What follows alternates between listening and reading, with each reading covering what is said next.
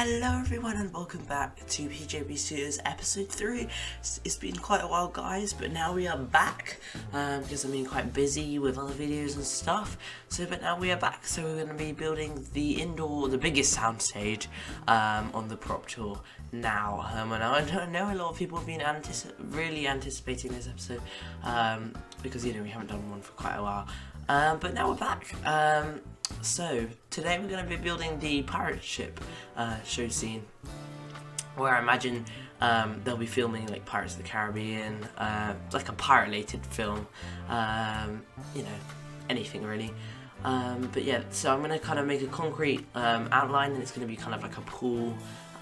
So it's quite easy to do that. So you basically just have to knock back the terrain and put the building pieces in there in the water. So you'll see that in a minute. What I do. So we're just making. I kind of thought what do I want to do in here when I was thinking, and I thought definitely something big. And then I went with the pirate galleon. And I realised it's quite big. It's a bit of a challenge because it's quite big and it might be quite hard to do it, but I thought it's gonna be a big building, let's make it impressive. It's more interesting the bigger it is, so I went for like Disney styled full scale prop. So then I just did the outline of the pool, as you can see, and then I'm gonna trace the terrain back from that so it just looks like it's a concrete pool outline.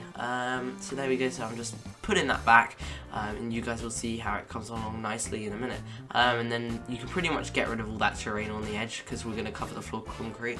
If you were doing like using the terrain floor, then you would obviously need to keep that terrain, but if you're not, no. But yeah, I've been quite busy with the JWE videos and everything, the Dress World Evolution 2 videos, because it's been quite hard to keep up with. It's been very interesting though, all the different ones. If you guys haven't seen those, do go check out. We're doing a campaign series right now on the channel, and we're trying to work through all the different campaigns. After that, I will be doing a Chaos Theory series, which will be fun. Because we'll start with Jurassic Park and we'll end with Jurassic World Fallen Kingdom, and hopefully when Dominion comes out, Jurassic World Dominion comes out, hopefully we'll get the next one. Anyway, so back to Planet Coaster. So now I'm just kind of making this level just down here, making that all neat and tidy, just because it didn't really fit with the floor level and it looked a bit weird. And then this one was annoying me. So we just had to make sure that was all nice and leveled off, all nice and neat and tidy. These episodes won't be too long, guys. But yeah, then I just tried to sort out the terrain, make it all flat and nice, and then I added back in the concrete and the tarmac. I think it was the tarmac. Yeah, it was the tarmac. And that worked all fine. And then it was time to try and finish off this pool design, and I kind of did it a bit with a grid out, so I had to fix that and sort it out. That's always a pain when you're trying to do grid. You try to do the block system. I just do grid size 1 meter, and then I can just place it wherever I want, instead of doing a set grid size. You get quite blocky buildings if you do it on a set grid size. That's what I found. So now I've kind of gone to you just use one, and then you can just, if you make a mistake or anything, you can just kind of fix it up, or you can just backspace it. So now I just copied and pasted everything, and of course it doesn't overlap, which is really handy. It doesn't like force it to to go elsewhere. You can overlap it, and then that was neat, that was tidy. And just had to make sure this one also was on the wrong grid, so I just had to push this one back each individually, which was a bit of a pain, but you had to put some effort into this. So yeah, there we have the pool, and I think it turned out really well. And looked quite neat and tidy. So this was the stage 2. This is the indoor stage 2, because of course the plane stage isn't actually a indoor stage, it's the outdoor stage. So yeah, I'm not really sure what I'm going to do for the rest of them. I'm thinking maybe fairy tale, though we have kind of done the dragon. I'm thinking maybe forest, possibly, maybe something sci-fi. Maybe they go into like a sci-fi like lab or something. Do say in the comments, guys, of what you think the next kind of scenes on the ride should be, this long stretch after this bit. You can just see the cart going out of that building, and then he goes around to the that long stretch there, just on the left. That long stretch. I need something to go there that we can just have something straight along there, or something going through. So I was thinking maybe Enchanted Forest or sci-fi, maybe both. But let me know what you think in the comments, if you want to say. So yeah, then just finishing up this walling. I know the outline does look a bit weird, but you know, it's normally at night it looks a bit weird, but when you're in the daytime it looks fine, and I have no problem with doing it like that. And then it was time just to level up this building a lot, make it bigger, put some lighting in, and so I'm just doing the lighting here now. And I wanted to make this lighting feel as real as possible and make it look as, you know, nice and different and interesting with the colours as I could. So I used some of, you know, the wall colours, where you get some yellow, some white, some of the wall colours from Adventure Planes. If you watch that series, we had that colour, kind of that red and orange mixed together, which I thought really worked well together. And then just some lighting down here on the deck, just some nice light lanterns and stuff down there. You know, that worked pretty well. It was quite effective for what it was. Just some lanterns and everything dashed around in everywhere. And that, you know, that worked well. It was good enough. And then I thought, you know, you gotta have a skull and crossbones. So I put one on the pirate ship at the back, because, you know, Peter Pan, they have it, everything they have it, pretty much everything they have it on. But yeah, that was all the lighting pretty much done for the ship itself, on the ship. But then I thought, you know, let's add some floor lights on, let's add some decking, you know, because, you know, the crew's gonna have to stand somewhere where the crew's gonna stand here, and all these different perspectives of everything. My script, yeah. Sorry about my pronunciation today, guys. And then I thought you gotta have a plank up there, because you know how they're gonna get on. You know, so I know it looks a bit weird with the thing, but hopefully they just jump over that. So I kind of made it sure it was like looking, you know, placed onto it. So I added 2 planks on there just to make it feel more real. Added a deck, you know. I thought it looked decently well. And there's some camera crew on board, you know, filming all the scenes on board. So there'll be like a scene here, and everything, you know. But, you know, I wanted to make this Studios part feel as realistic as we could. I know these episodes aren't coming out that quickly, because I've got loads of stuff going on with different videos and different photo vlogs and different places to go. But, you know, I think this part's coming along nicely, slowly, but gradually. And, you know, I wanted to have it slowly so I could put input in from you guys, because Adventure Planes went quite quickly. And, you know, I want to have you guys be able to put input in. So yeah, as I said it already before.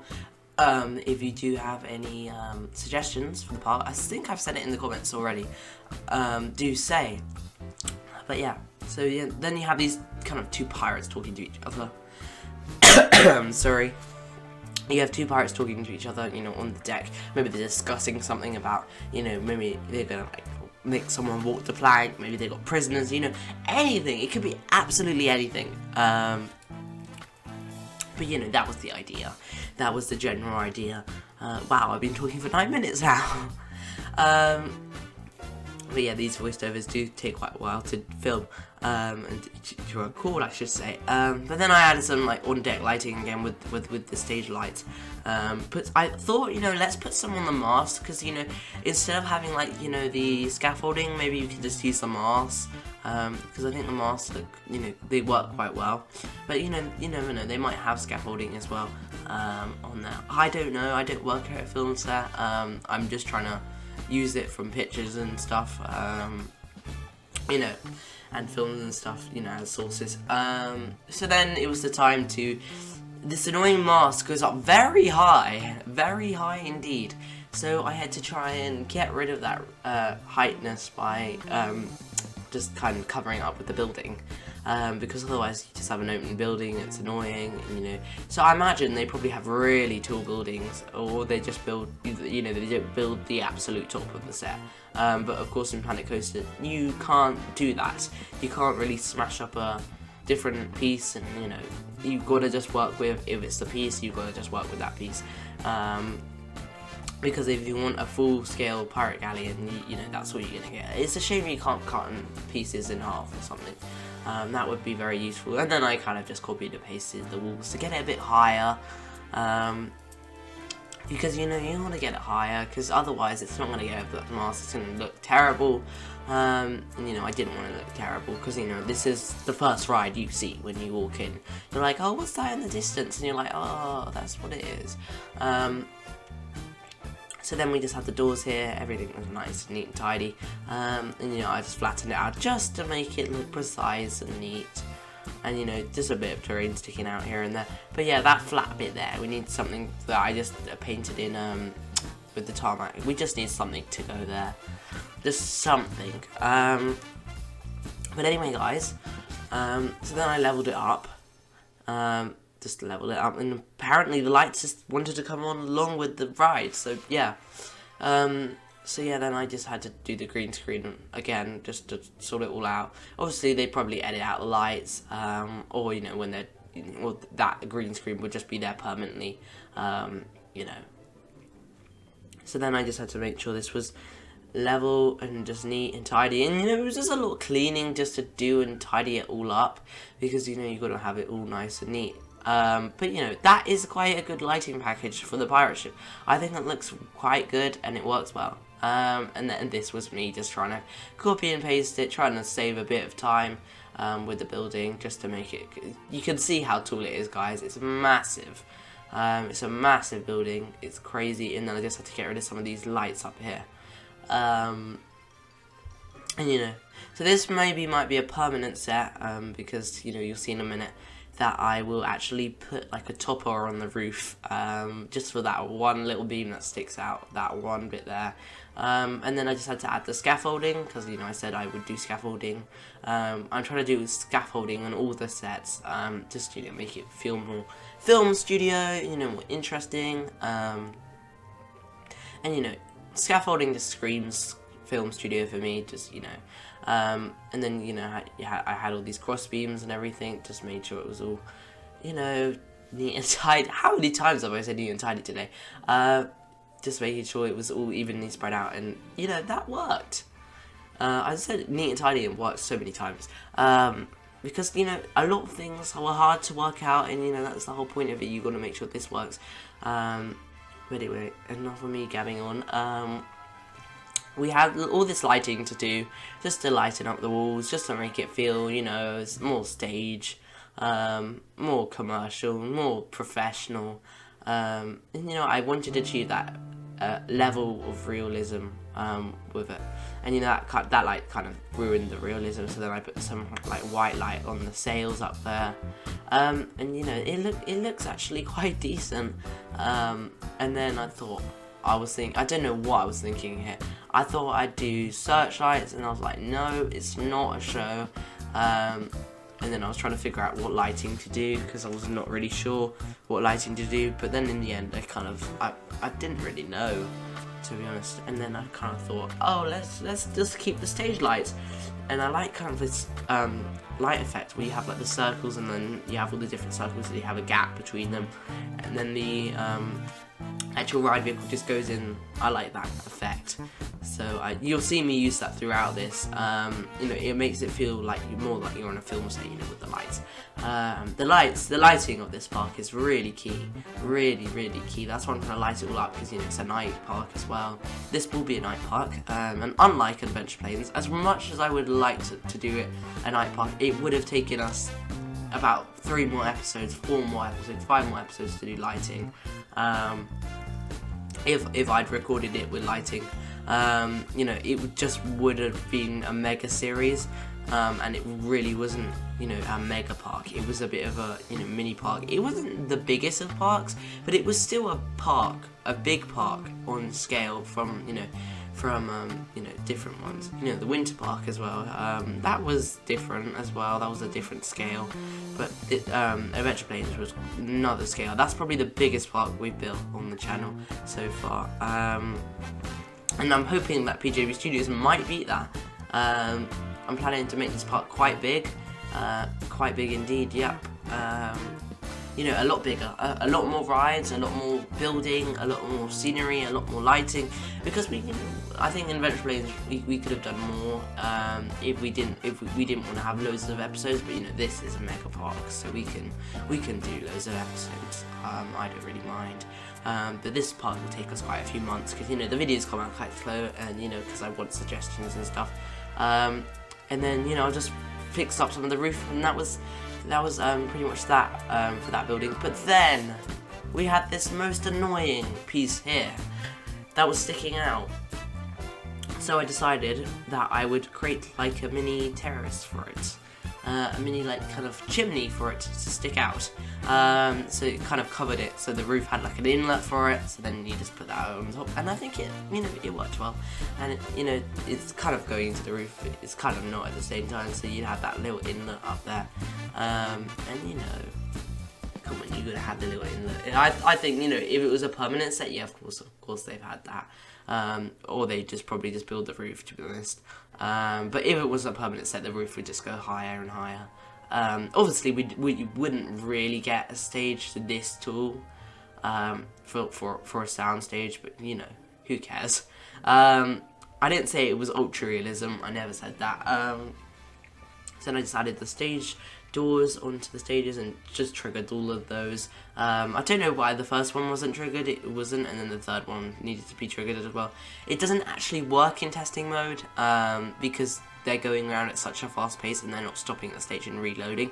So, you know, the triggers will work. But anyway, guys, thanks for watching, and I'll see you next time.